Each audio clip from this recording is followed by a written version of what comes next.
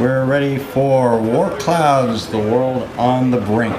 All right, we've examined all day. We've gone through all the different stages. So now we need somebody to kind of tie it all together and tell us what we've learned or what we've discovered. And we've discovered somebody, I'm pretty sure, can do that for us. So War Clouds, the World on the Brink will be Dr. David Preston. Dr. Preston is a professor of history at the Citadel with a special interest in war and peace among the French, British, and the Indian people in the 18th century. A native of Western Pennsylvania, he's from Grove City. He earned his doctorate in American history at the College of William and Mary. His first book, The Texture of Contact, European and Indian Settlers, Communities on the Frontiers of Iroquois, 1667-1783, came out in 2009, examined everyday relations in America. His highly acclaimed book, Braddock's Defeat, The Battle of Monongahela and the Road to Revolution, was published by the Oxford University Press in 2015. He recently won the Guggenheim Prize in Military History and the Distinguished Book Award for the Society for Military History. Please join me in welcoming Dr. David Preston.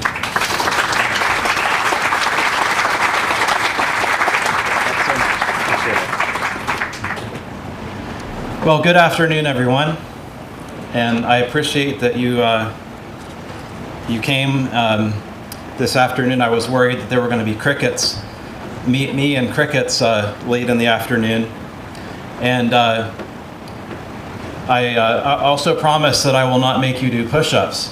Being from the Citadel, that's my antidote to sleepy students or sleepy audience members. I also want to just acknowledge the logistical efforts of the organizations that have put this together. Can we all agree that great things happened here today?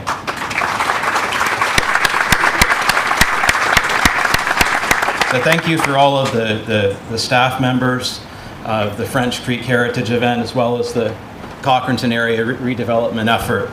This has been a really great community event in every sense of that word, and it's brought together all sorts of different people, and here we are united around a common interest in our past that we all share.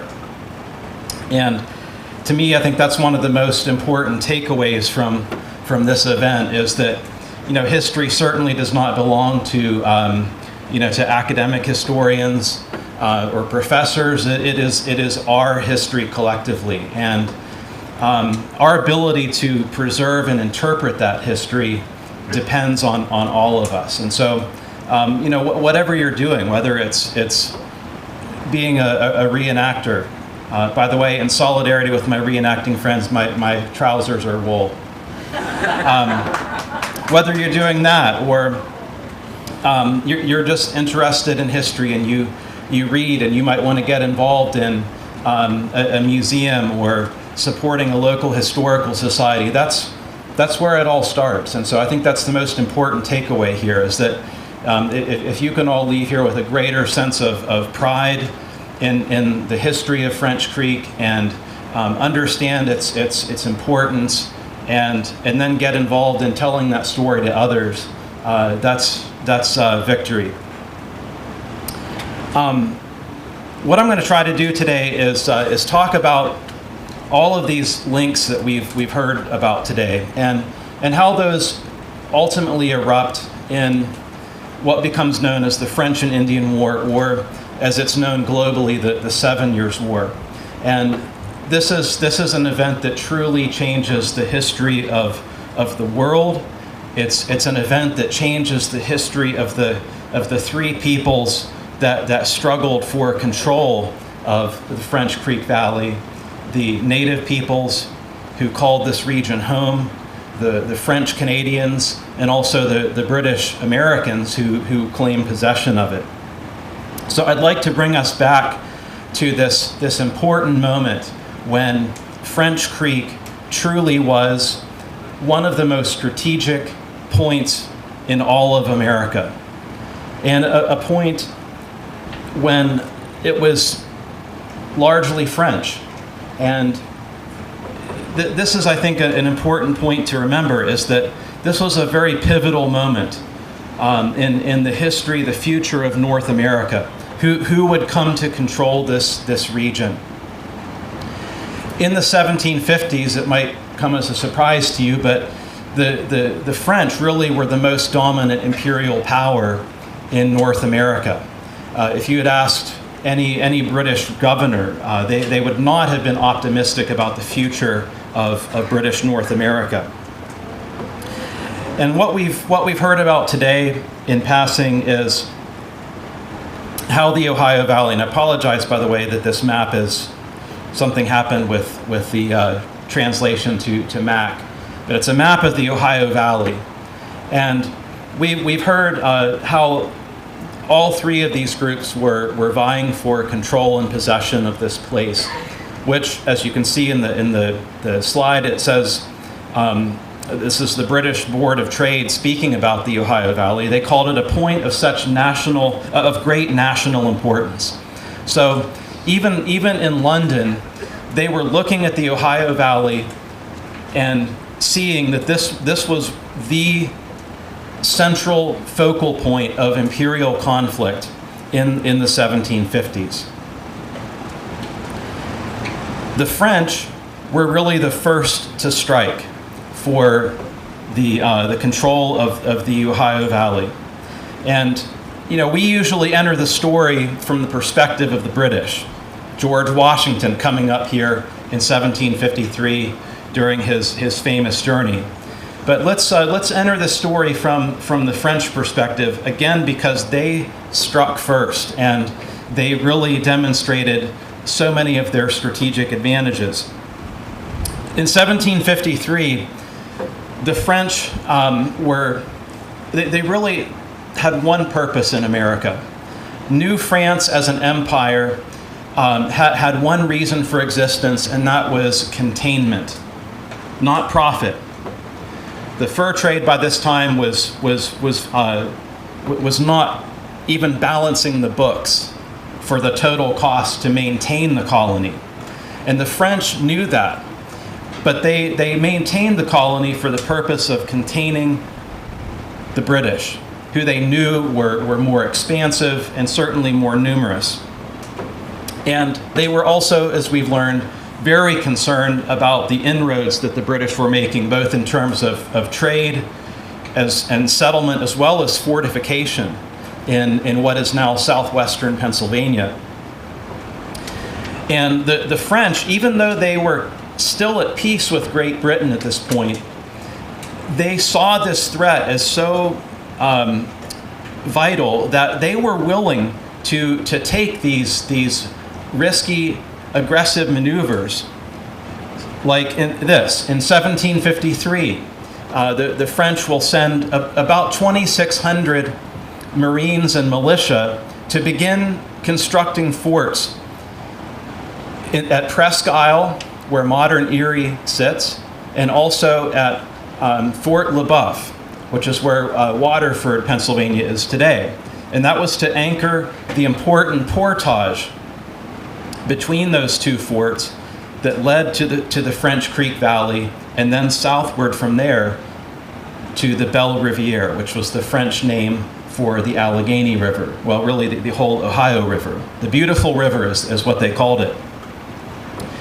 And when I was writing my book on Braddock's defeat, it really struck me that just the scale of the French effort here, that they sent by a slightly larger margin more men than General Edward Braddock has in his entire army in 1755.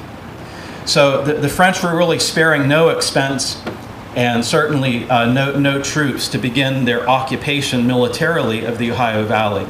In 1754, the French officer Claude-Pierre Pécaudie de Contrecoeur was appointed as the commandant of what would become Fort Duquesne, constructed at the forks of the Ohio River.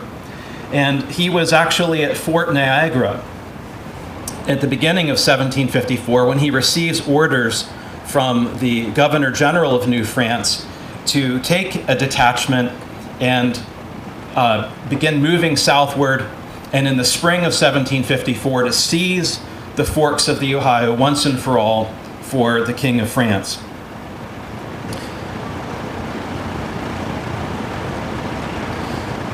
French officers like Captain Contrecoeur, who was born in 1706, died in 1775.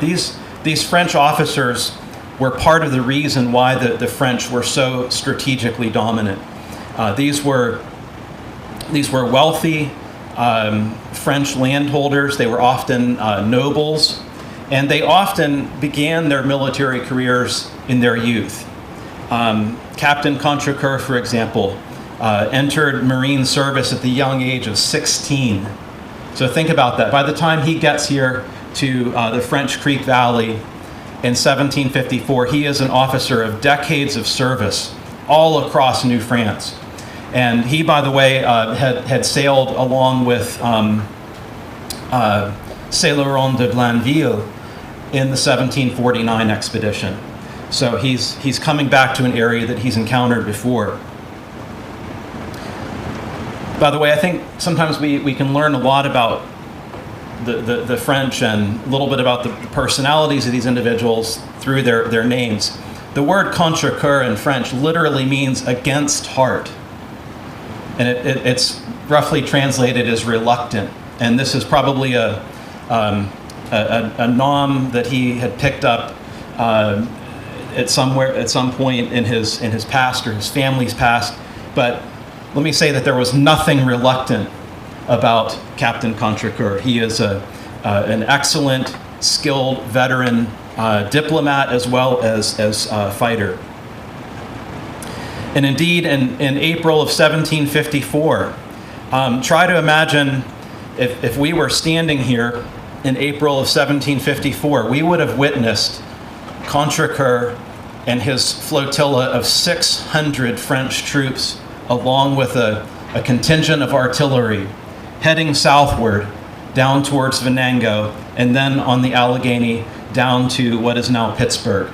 And on April 17, 1754, Captain Contrecoeur would seize the forks of the Ohio from the Virginians. The Virginians had begun construction of a small stockade, which was known as Trent's Fort. And the French had sent such monumental strength that the small Virginia garrison, a little over 40 men, they surrender without a fight. And in the book, I really highlight this moment because it's really the beginnings of the French and Indian War, even though this conquest occurs bloodlessly. There's no one killed or wounded, but it is the event that really shapes everything that follows that I'll talk about. This painting, by the way, if you can see it, it's by a Western Pennsylvania artist by the name of Nat Youngblood. And it beautifully depicts the French landing their canoes and bateaus just a little bit upriver from Trent's Fort, and they're beginning to deploy and march against it. It was that French action of seizing Trent's Fort that shaped George Washington's perception of events as he was marching westward at that same point in time with a contingent of Virginia troops. In 1754, George Washington was lieutenant colonel of the Virginia Regiment. And his job at this point was to drive westward to help shore up Virginia fortifications that had been established in the area, construct a road capable of delivering supplies into the Ohio Valley. And of course, he was authorized by his orders from the Royal Governor of Virginia to meet force with force if the French tried to resist his efforts or interfere with them in any way.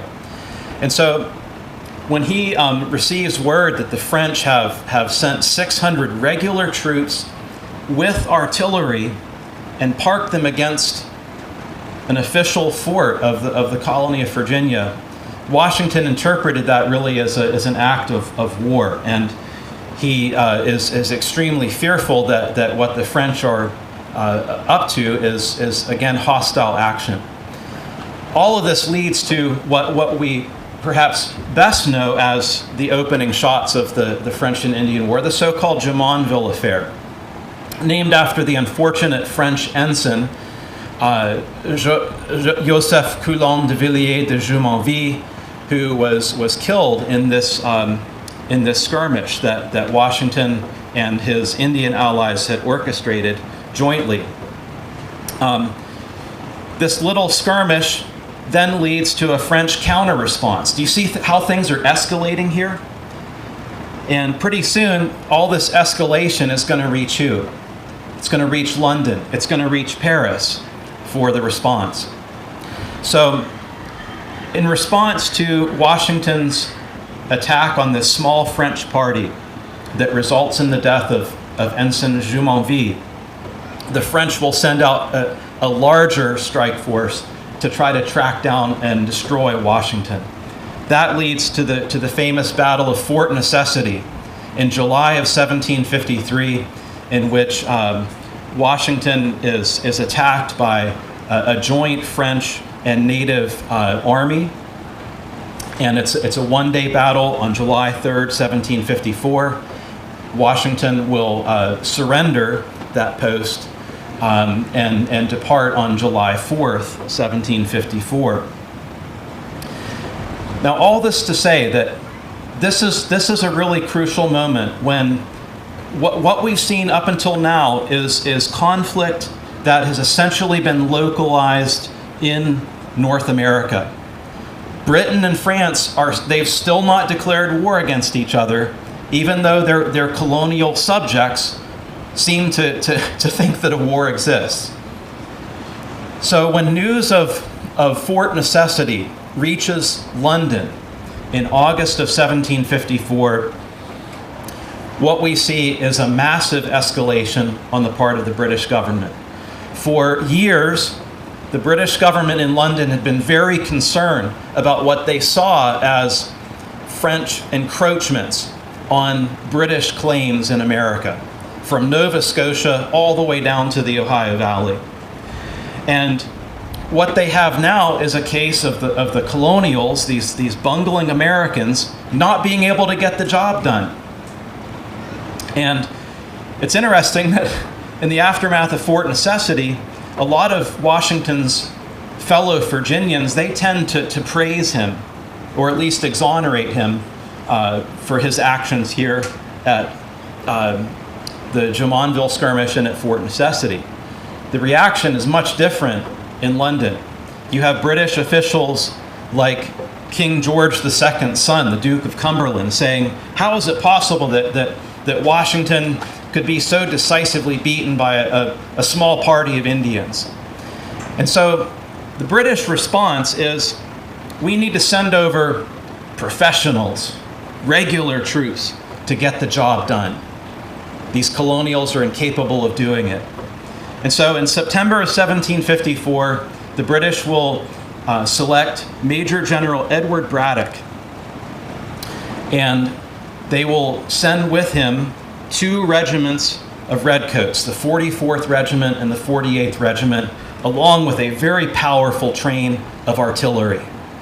And so I want you to think about this. In London, they design Braddock's expedition to land in Virginia at Alexandria, basically march along the Potomac Valley, cross over the Appalachian Mountains, capture Fort Duquesne, and then roll right up the region that we're in now. If Braddock's campaign had gone according to schedule, according to plan, he would have come straight up the Allegheny, he would have come straight up French Creek Valley to take out Fort LeBoeuf as well as Presque Isle, and then keep going up towards Fort Niagara. I mean, you have to give the British a little bit of credit here as at least being ambitious. That's a lot to accomplish in one campaign, but that was the design. So think about that. In 1754, there were British officials in London who were talking about the area that we're at now. Again, it's a reflection of just how strategically significant this place was. In the meantime, what the French are doing is that they are consolidating their hold on the Ohio Valley with the construction of Fort Duquesne. And this is a French map dated to 1755. It was the largest and the most powerful of the network of 4 forts that the French would eventually have in what is now western Pennsylvania. So from north to south, Presque Isle, Fort Le Boeuf, eventually Fort Michaud at what is now Franklin, and then Fort Duquesne. The French realized, though, that the British could marshal forces.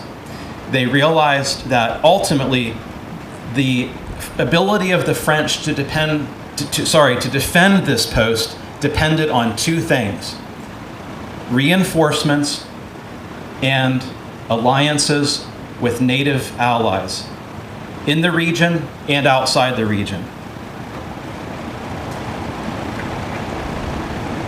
A lot has been said of Edward Braddock, and I will leave you to read the book for my take on him. I think that he was a more realistic and capable officer than a lot of our mythology has about him. And I think that one of the most important things that he accomplishes that in the future will change the history of America is the military road that he constructs across the Appalachian Mountains. I want you to think about this. Prior to 1755, the British have never been able to project military power across the Appalachian Mountains. It is that formidable of a barrier to them. It was a barrier that native peoples west of the Appalachians hoped would function as kind of a permanent border between themselves and the expansive British colonists. But Braddock is the first to pierce that mountain barrier. And even though, as we know, Braddock is defeated at the Monongahela on July 9th, 1755, this road would prove to be his victory. Because in subsequent decades, in the 1760s, the 70s, the 1780s, the 90s, all the way into the early 1800s, Braddock's Road was one of the most important conduits for who? Settlers. British and American settlers going west over the mountains to occupy those lands. And it's one of the most important legacies of Braddock's of his expedition. Now, let's bring the story a little bit closer to home here. In 1755, as I mentioned, the French know that they have to get reinforcements to Fort Duquesne if they're going to defend that post against Braddock's onslaught. So everything depends on the timely arrival of these reinforcements. And I want to give you a sense here as I start to wrap up of the challenges that the French had as they were trying to move on these interior waterways.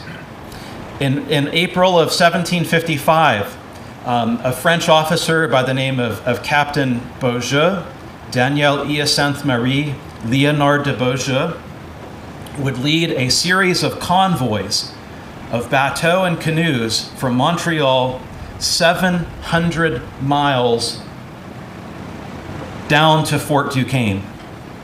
And he gets there just in the nick of time, in early July of 1755, literally days before General Braddock arrives on the scene.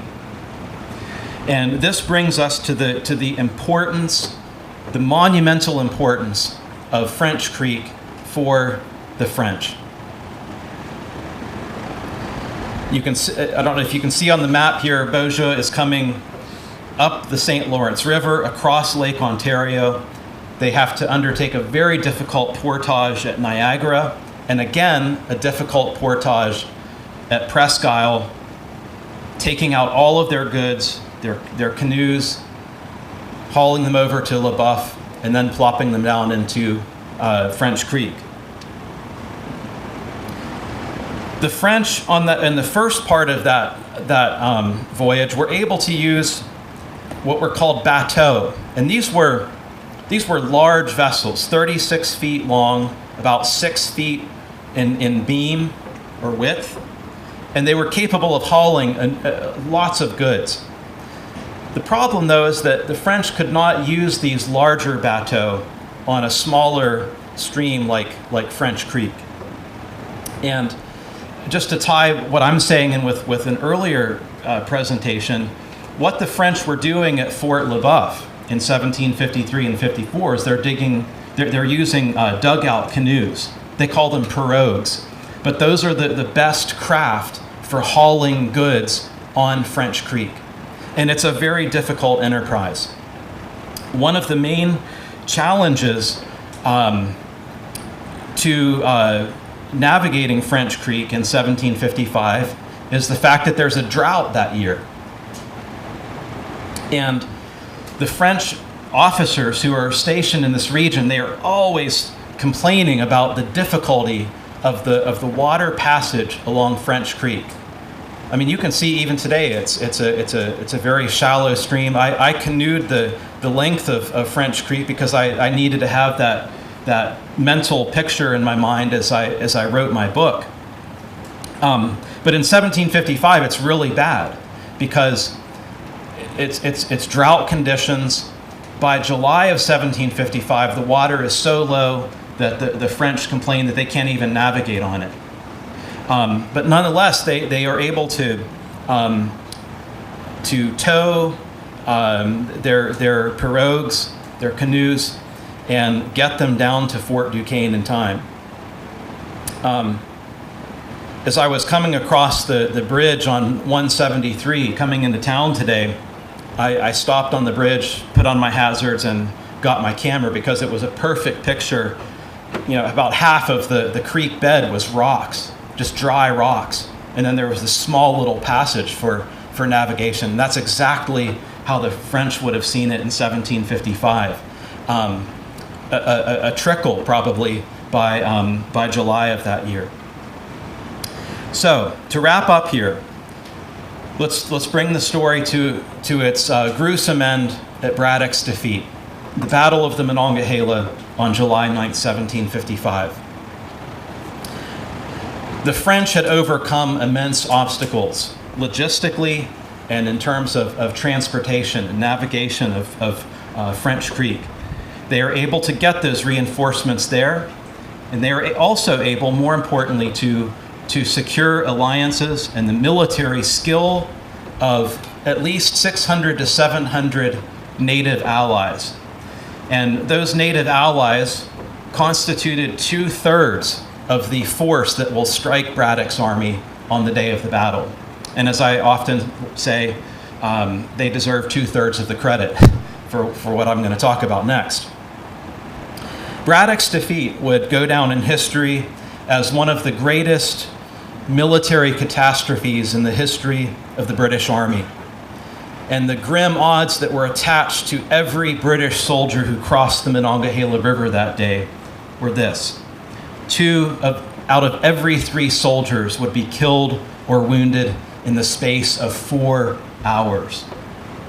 And how an army comes apart like that, and how an army suffers such a terrible catastrophe is something that I still have problems wrapping my mind around, even after having wrote a book on the subject. It is one of the most important and pivotal battles in American history before the American Revolution. And it changes a lot of things about war, and it changes a lot of things about the future. And I'll try to wrap up things by leaving you with this. Braddock's defeat, from the British perspective, demanded revenge. And the British will ultimately achieve that revenge by taking Fort Duquesne in 1758. But they also achieve revenge by literally conquering the French Canadians. They capture Montreal and Quebec in 1759 and 60. And that, in turn, changes the whole future of North America. In the treaty that ends the French and Indian War, called the Treaty of Paris in 1763, New France ceases to exist, and the French will cede all of their claims to North America east of the Mississippi River to Great Britain. It appears on paper as a glorious triumph of British arms as well as American arms. Patriotic British subjects like George Washington. But the cost of this new empire was immense, both economically as well as politically. And we know what that story looks like. To maintain this vast continental empire, the British had to maintain large numbers of regulars on the frontiers. And that, in addition to the large debt that the British had incurred during the war, led them to one of the most monumental decisions that they take. And that is, in 1765, to directly tax, for the first time, the British colonists in America, the Stamp Act of 1765. And from that point on, we are on the road, as we know from hindsight, on the road to revolution. I'll stop there and field any questions that you may have, and I appreciate again your endurance. Look forward to your questions. Thank you very much.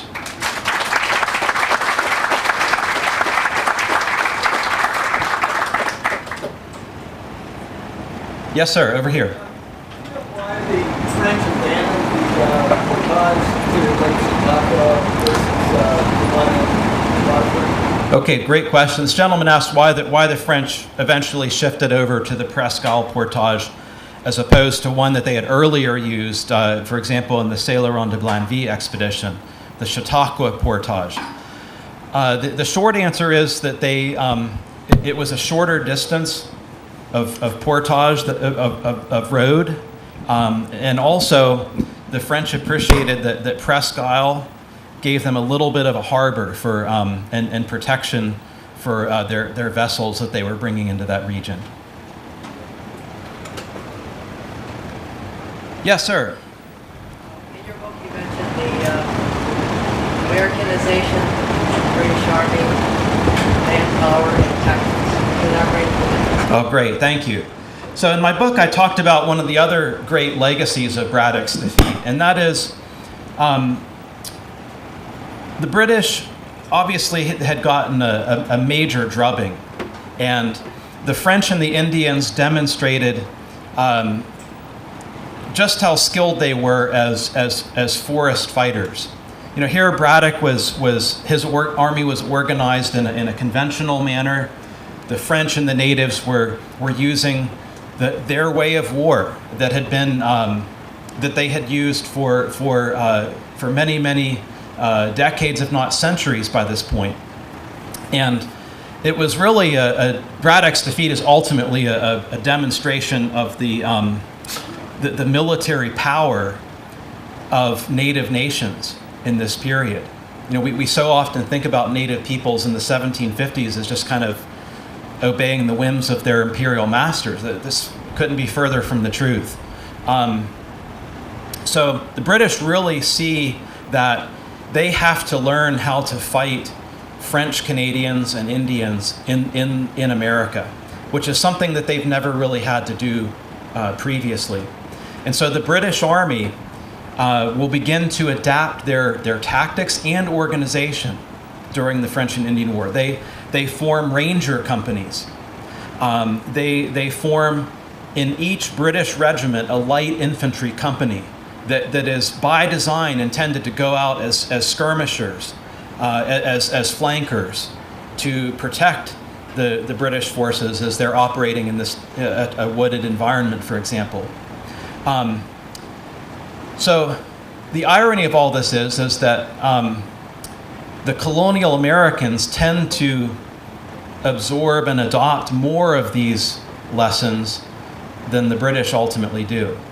And by the 1770s, when the British have to fight in America again, they've essentially unlearned a lot of the lessons that they had learned during the French and Indian War. I think a good parallel is how the U.S. Army, after the Vietnam War, they could have written 10,000 manuals on counterinsurgency or guerrilla warfare. But the threat that they had to kind of retool to face was the Soviet Army on the battlefields of Europe.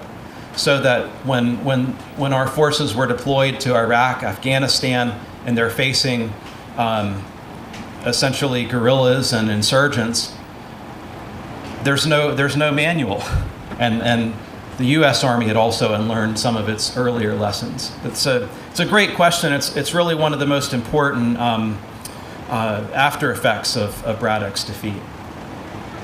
Yes. I haven't read your book yet, so forgive me if Preston's in it. But you did buy it earlier, so you're excused. Yeah. I read a book earlier this year that was written by a young 18-year-old boy who was one of the workers on the road, Braddock's road buildings. He was captured and taken back to Fort Duquesne by the Indians.